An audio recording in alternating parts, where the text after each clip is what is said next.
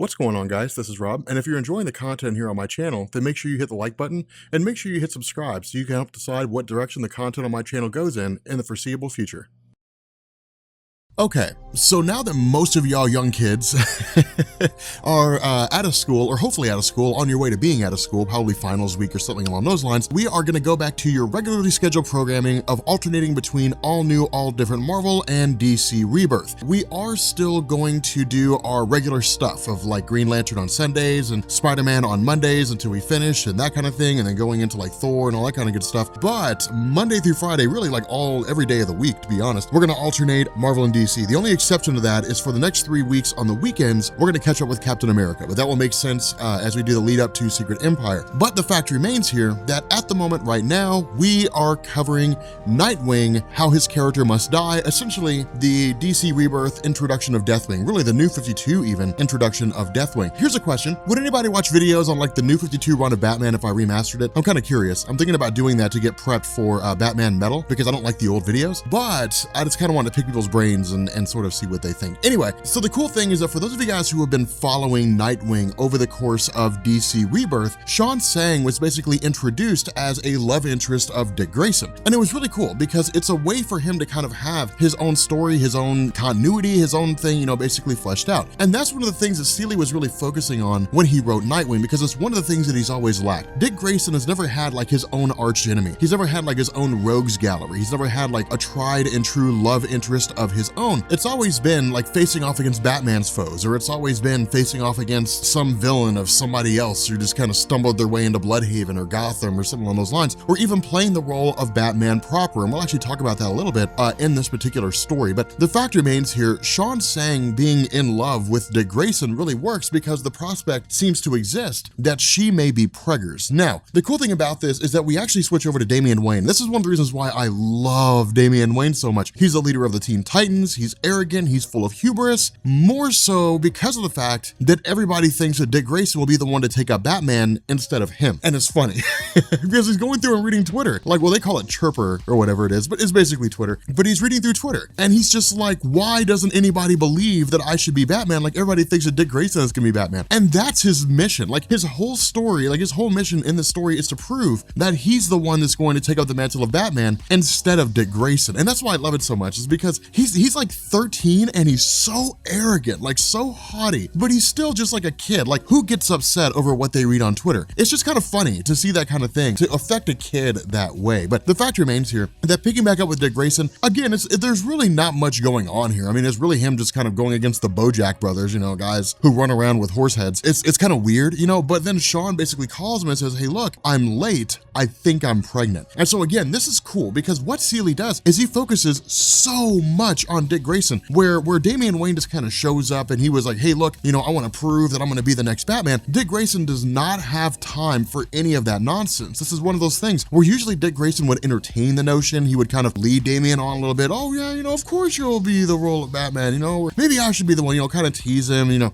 just give him a little bit of a hard time. But in this instance, he's facing the prospect of being a dad. Now, what's so significant about this is it hits home at everything that makes Dick Grayson who he is. Because what he does is he actually recollects on his time as Batman and even looks at his time as Nightwing. And the one thing that Dick Grayson has always harped on is the idea that he's not Bruce Wayne, that he's not going to fall down the path of Bruce Wayne. He hasn't given up on romance. He hasn't given up on love. He hasn't given up on everything aside from being a superhero. He wants to get out and live. He wants to get out and enjoy his life. But a balancing act has to be maintained between the fact that he's basically protecting Bloodhaven now and his life as a father, because remember, he just got here. So it's not like he's been in Bloodhaven for years and years and years and years, and now he has the opportunity to leave. It's basically like he just showed up. Sean Sang might be pregnant. He's been here for weeks at best. He can't just run off and then just basically leave Bloodhaven unprotected. It would send a bad sign to the superhero community as a whole, and especially towards the legacy of Batman, to basically say that, you know, well, when the times get tough, his sidekicks just kind of bail out because they have other things to do. But all this really comes to a head when he gets back home, and he basically ends up finding out that Sean Sang's been kidnapped. Now, of course, again, this is kind of crazy because because what's left is this little book, you know, something about Robin Hood or, you know, something or other, and that's really it. But what this does is it basically leads directly into the introduction of Deathwing. Now, we will get into a little bit of a discussion, not super in-depth because that's a 20-minute video in and of itself, but we will have a discussion about the pre-New 52 Deathwing, because that was an actual character and he did have his own stories, and it's a character that I did not expect to see in DC Rebirth. But the fact remains here that this is cool, because what ends up going on is Damian Wayne basically steals one of the Batmobiles, shows up with Dick Grayson and says, look, you know, let's race off, let's go find what it is that's going on. But it's also Damian being a little bit honest and letting his guard down. Now, Damian never does this, right? Like it's rare, it's very, very rare that he ever lets down the mask of who he is, the mask of his, you know, haughtiness and his arrogance and his refusal to admit that he's wrong. It's very, very rare that he ever lets that down. Instead, 9 times out of 10, he's basically just kind of like, this is who I am, this is what I'm about, I'm always right, you know. But in this moment, he basically says, look, everything's changed. Like, Duke is not part of the equation, he's just kind of in the cave, he's supposed to be something different aside from a Robin. Tim Drake's gone, because remember, they don't know that he's been taken by Mr. Oz. As far as Damian Wayne and Batman and Dick Grayson and Barbara Gordon and all those guys are aware, Tim Drake is basically dead. In the eyes of Damian Wayne, Jason Todd is out doing his own thing with the Outlaws. It's just Damian and Dick Grayson who are the only people left carrying on their original mantles as part of the Bat family. And so because of that, Damian looks to Dick Grayson as his last connection to the possibility of what it means to carry on the Batman mantle, but to still be a Robin. You know, it's almost like if you live in a town and you have friends that you've known since elementary school, and then one group of friends moves to Colorado and another group of friends moves to South Carolina, and another group of friends moves to Florida. Over time, eventually the friends that you knew begin to kind of dissipate and go away until it gets to the point where it's just you. And as sad as it is, that's where Damian Wayne feels right now. I mean, Jason Todd's doing his own thing, Duke's doing his own thing, Tim Drake's gone. You know, it's just Dick Grayson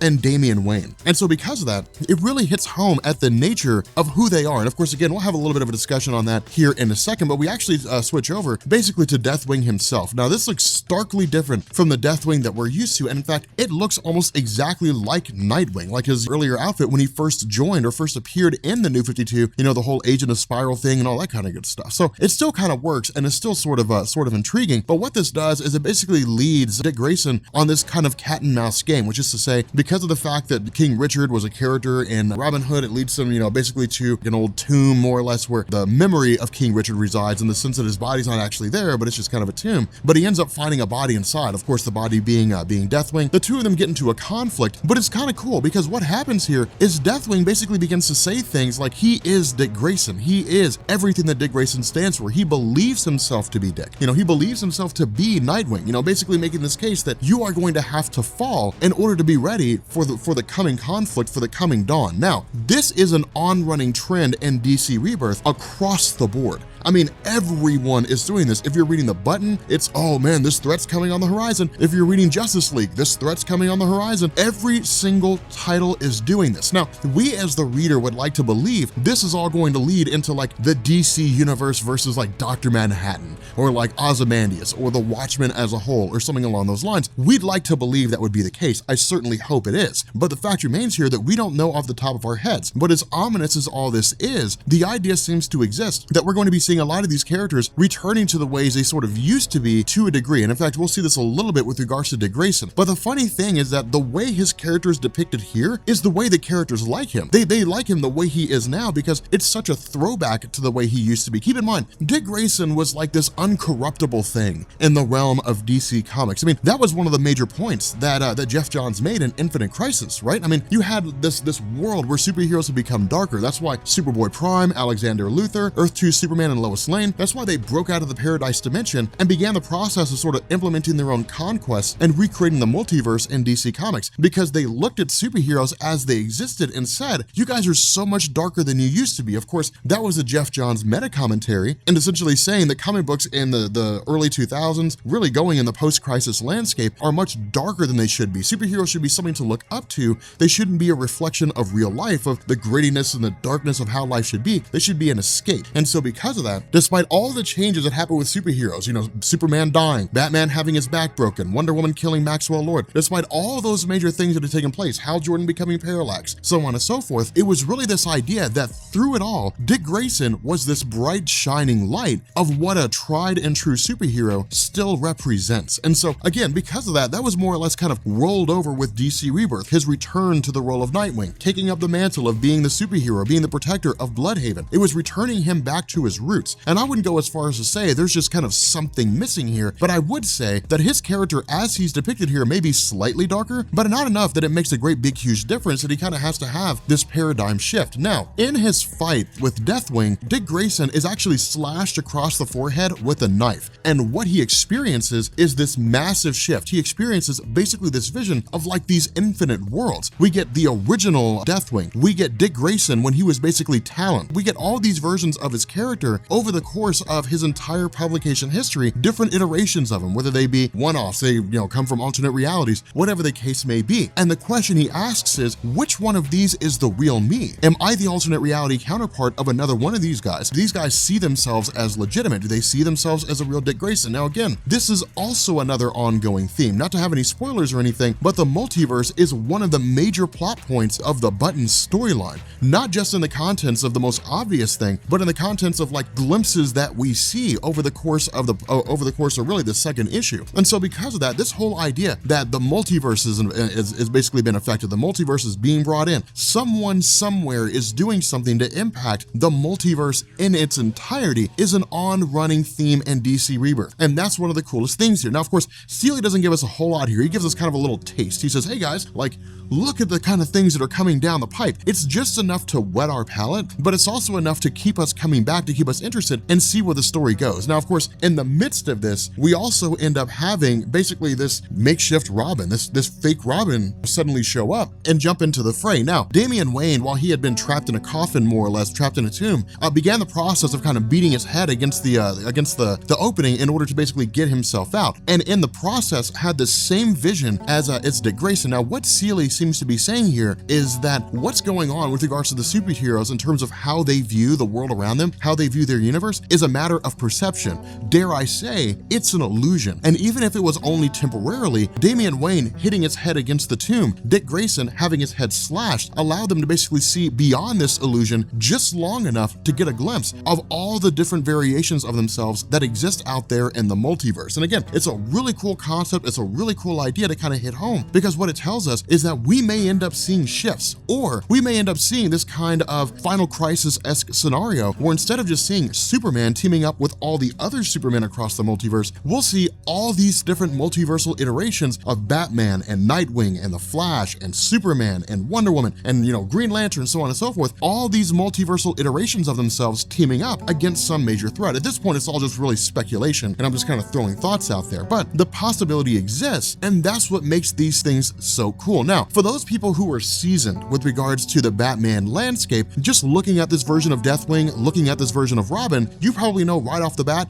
these are Dolatrons, and we'll find out what those are here in a second. But essentially, this version of Robin, this fake Damian, as we'll call him, essentially takes out Deathwing and then tells, of course, Dick Grayson and Damian Wayne, hey, here is where Shawn is being held, only for us to find out that she's being held by Professor Pig. Now, what Seeley's doing here is he's basically drawing into the Grant Morrison era of Batman, which is to say, a lot of these things like Simon Hurt, like Professor Pig, so on and so forth. What Professor Pig was basically a crazy guy who would create Dolatrons, which is to say, he would basically take individuals, he would put them through all kinds of like mind modification and like mind altering substances. There were instances where at least the illusion was that he would forcefully modify their bodies to where they were not a particular gender. He would basically permanently attach faces to them. But the idea was, once a person is taken by Professor Pig and once they're transformed into a Dolatron, there's no way to reverse the process. Either you just let them live that way, or you just initiate initiate a mercy killing. That's really all you can do. I mean, it's one of those really interesting scenarios in the realm of DC where there's like a point of no return. And I think that DC does that a little more than Marvel does, and they might even do it a little bit better than Marvel does. I mean, I think that each company kind of has its own give and take. For example, Marvel's cosmic landscape is far more grandiose than DC's is. But in terms of like DC's nature of like, sometimes you just can't win, sometimes there's no winning, I think it's a little more visceral and a little more tangible than it is with Marvel Comics. But the fact remains here that, you know, to kind of go with this give and take between the two companies, that's one of the things that DC has really kind of running in their corner, is a sense that when you know, Professor Pig takes control of you, there's no coming back. There's no way to get away from that. Now, there are some people who are kind of able to jump back and forth, or at the very least understand or remember things, but in terms of them being the way they were before, that's gone. And even then, once the process completely takes hold, once the process is 100% complete, the person they were before is gone forever. And that's really what Damian says. You know, Damian basically says, hey, look, Dick, you know, this guy helped us, this fake Robin helped us, you know, that's cool and everything, but he's a Dollatron, all right? If we're going to give this guy any measure of peace of mind, the only thing we can really do is kill him. Now, of course, this leads directly into a conflict between Professor Pig and Dick Grayson himself. And of course, you know, in the battle, Damian and Nightwing go against these Dollatrons, and that's really about it. Of course, we also have Deathwing, who's basically been held captive, and then ultimately kind of beseeches and speaks directly with this fake Damian, convincing this fake Damian to release him, after which Deathwing basically kills him. This is really more of kind of like a transition section, so there's not a whole lot to go on here. It's really just kind of fighting and that sort of thing. But the fact remains here that what we end up doing is, once Professor Pig is essentially defeated, and once we basically have, you know, Deathwing kind of out there and free again, and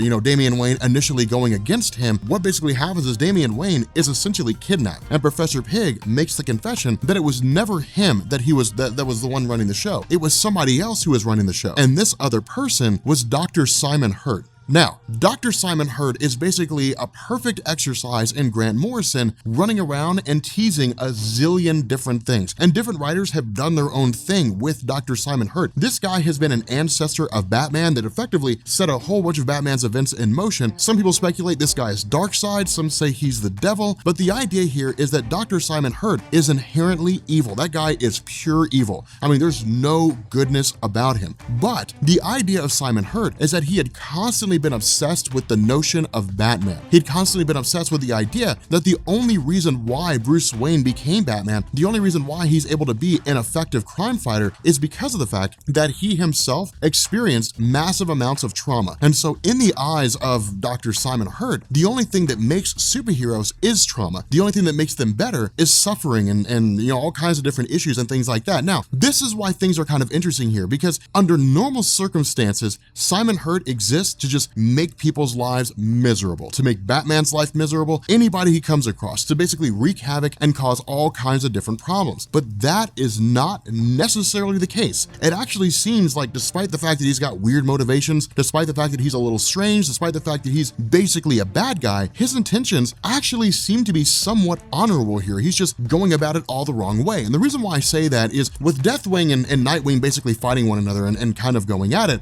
we basically end up having, you know, Deathwing defeated by Nightwing, after which Sean Sang basically stays behind to keep an eye on Deathwing to kind of keep him captive. But then we have Dick Grayson descending down into the bowels of where it is that Simon Hurt's located at, during which time he comes across all these Dollatrons of different versions of himself, where he's worn different costumes back when he first appeared as Dick Grayson in DC Comics, when he was Robin, you know, when he first became Nightwing, when he was Batman, all these different parts of his life. And what we end up having here is Simon Hurt basically saying that the rule was that Robin was going to die at dawn, and essentially saying, well, you know, I got a little bit carried away, with the illusion being that he has essentially killed Damian Wayne. Now, the reason why I say this seems to be something of an honorable intention is because of the fact that Dick Grayson is actually being made to hallucinate simply because of the damage that he inflicted earlier when he was hit with that knife. But the fact remains here that Simon Hurt is doing this to prepare Dick Grayson, to basically prepare him for the conflict that's coming later on down the road. Now, we know this both because of what it is that Simon Hurt says when he says basically, you're going to have to cast aside the greatness of who you are and become your darker self if you're going to stand a chance of facing what's on the horizon. But at the same time, we also have Deathwing basically reiterating the exact same thing to Sean saying, essentially saying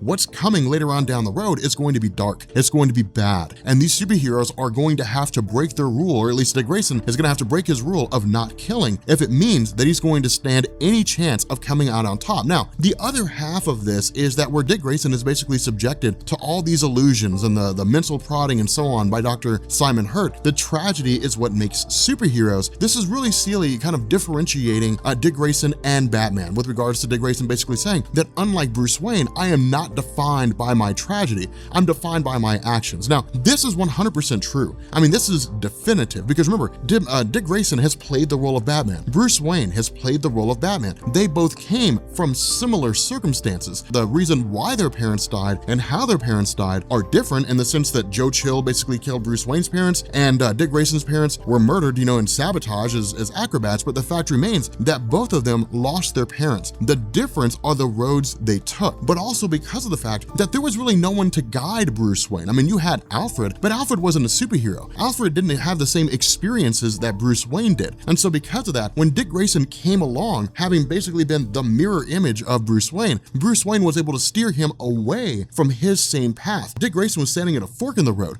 and Bruce Wayne said, if you go to the left, you will be me. If you go to the right, you will be your own person. Dick Grayson went to the right, and he became the hero that we know and love today. And so because of that, he basically says, look, I'm not defined by the tragedies that I've experienced. My tragedies are a part of who I am. The things that I've experienced, the things that I've done, the things that I've had done to me, the things that I've seen done to the people that I care about, that's a part of who I am, but I'm not defined by it. Instead, I learn from it. And there's a very huge difference there. Batman's defined by his tragedy. He is Batman because of the death of his parents. We saw that when we went through the whole Batman Green Lantern event, when we saw Hal Jordan basically coming to terms with Batman after he had become parallax and all that kind of stuff, and he gave Batman a Green Lantern ring, and Batman created constructs out of his parents. Hal Jordan basically said, hey, look, use this to get past the death of your parents and become a better man. And Batman said, no, not yet. There's so much to do. Batman does not let go of his parents dying. It's the core reason, his motivation behind being Batman. Dick Grayson, it's not the same way. I know this is a great big huge kind of, exposition and a great big huge explanation, but I think it was a great moment to really differentiate between those two characters, because I think that with the events that are going to be coming, all the loss and all the things that are going to happen, the deaths that are probably going to start piling up, the fact that all the heroes are going to be pushed to the brink, and we may very well see some heroes just don't make it out alive. I think it's important to kind of be able to look back and talk about Dick Grayson as a character. So what we end up doing is we basically have, Dick Grayson overcoming Simon Hurt, only to realize that Damian Wayne is in fact still alive. Deathwing basically turns against Simon Hurt, and the two of them essentially stab each other, and it seems like, they both, basically die in the process, and that really kind of wraps up the story. I mean, there's really not a whole lot going on here in terms of the end result, in terms of the whole exposition. Comic book endings usually wrap up pretty quick. I mean, they don't draw out too much, especially with something like this. It's just a 5-issue series. And so, of course, we basically have Dick Grayson, Sean saying heading back home, but Sean is basically wrecked by her whole situation, by the whole ordeal, the idea of being kidnapped and so on and so forth. It's not anything she couldn't handle, but it definitely changes how she views herself, because the memory of Professor Pig, looking at those Dollatrons and seeing what she could have been, certainly changed her in a lot of ways. Not only that, it of course turns out that she's not actually pregnant. But in the end, we have this great conversation between Damian and Nightwing. And Damian Wayne basically says, look, the truth about his whole obsession with Nightwing becoming Batman is that he feels like he would have basically lost Dick Grayson. Like Dick Grayson would have just gone away. Dick Grayson would have basically just left. There would be no room for Damian Wayne. More so than that, when Damian learned that Dick Grayson was going to have a son, that he almost felt like Damian would be replaced. And that's one of the most interesting things here, is because what it shows us is that despite all his bravado, all his pomp and circumstance and all this nonsense, at the end of the day, Damian Wayne wants to be needed. And that's how people are. People want to be needed. People want to know that somebody out there needs them, that they have a desire for that person. And Damian Wayne is the exact same way, and it's beautifully done because it makes him human. It takes this kid who would otherwise seem like a soldier, this kid that is deadly in every sense of the word, and it makes him real. It makes him tangible. It makes him human. And that's one of the coolest things about this. That's why I love this so much, is because it just works. And so we kind of get this little segment, this little bit where Dick Grayson basically says, look, Damian, you are irreplaceable. I was the son of Bruce Wayne for years and years and years because he didn't know you were there, because you hadn't been born yet. Whatever the case may have been, I was the closest thing Bruce Wayne had to his son. But no matter what anybody tells you, come what may, no matter what happens, you will always be the biological son of Bruce Wayne. You will always be that guy. That is the nature of who you are, and no one can take that away from you. So again, it's really kind of this inspiring nature of Nightwing in relation to the various superheroes around him, and that's one of the coolest things, is he always inspires people to become better than where they currently are. But in any event, if you guys are new here to Comics Explained, make sure you guys hit the sub button to become part of the Rob Corps. If you guys enjoyed this video, make sure you drop a like, and yeah, I will catch you guys later. Peace.